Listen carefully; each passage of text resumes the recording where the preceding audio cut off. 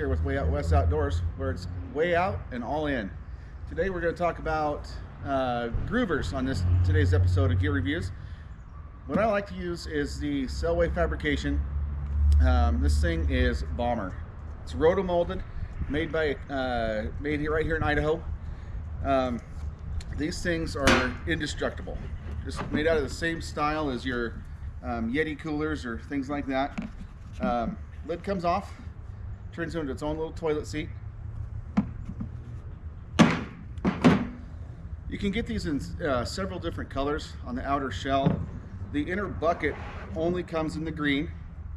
As you can tell, it slides right out. So the little levers just twist open to get the lid open. Quite an important detail to remember this when you set it up. Don't want to have those midnight emergencies where you can't get to it.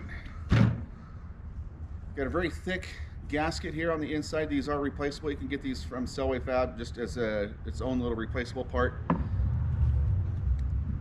Then, as you'd expect, just a regular old bucket style there. These things are made so that they can go to an RV dump. Hook up your RV hose right here, and then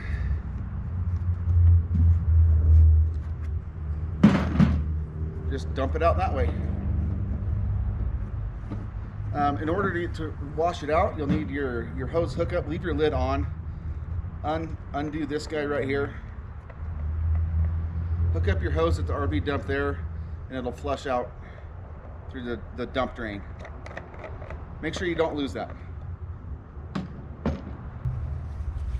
So one other thing that I did learn this year, I've only been doing this private boating for my second season. So I started out with a groover, just a 5-gallon bucket with the Gamma Seal lid on it.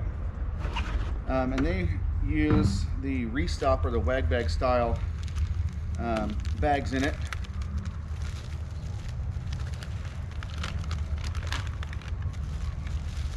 It's got the inner bag, just drapes over the lid. Tie this off when you're done using it for the day. Tucks back in there and you can zip lock it closed. Another fun fact with these, on rivers where wag bags are not allowed and you're only using just the bucket itself, this bucket does fit as a secondary container device. It fits right inside these Selway Fab buckets. So if you end up filling up your original container, you've got your second backup bucket all ready to go. So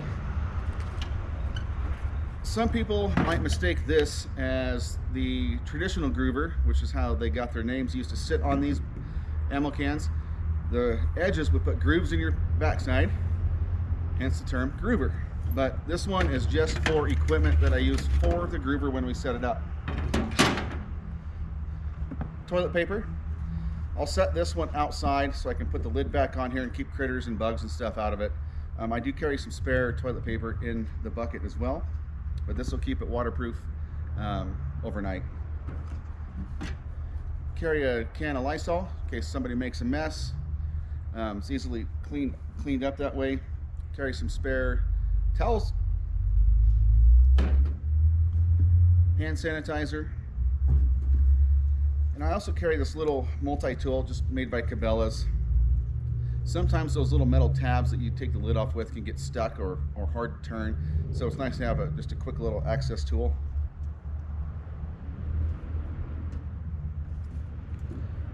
Some just nitrile exam gloves.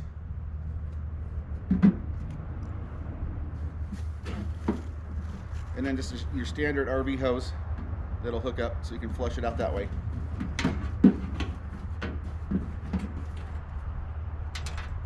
And then there is also a little brass adapter to go on the top of the lid so you can attach the hose there. One thing that I got a tip on this year to add into the groover to help reduce stink is these little packets. It's by a company that's called RTB 780. And these are like a apricot apple type smell. Does really well at keeping scent down to a tolerable level. 1 packet for the duration of the trip, or per bucket. So you only need to add it once at the beginning, and I'll add just a little splash of water to activate it, just because we don't want urine and stuff in the bucket. So just a little splash of water to activate it. These things do great.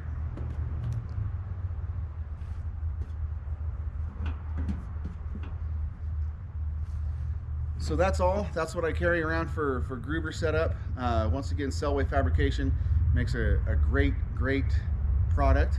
Not sponsored by them or anything, but it's solid gear. If you're going to make an investment like this to go on a trip, invest in some good stuff. It'll last you years and years and years. One just quick little side note to end the series, or the show here, for gear reviews on groovers. Pay attention to your river regulations. It will be pretty specific on if wag bags. Restop is the brand for this one. Just make sure that they're allowed. Certain rivers, we just did the Maine salmon. These are definitely not allowed, nor are they allowed on the Middle Fork salmon. So you got to do your business right into the bucket. I believe there could be a fine associated with using these.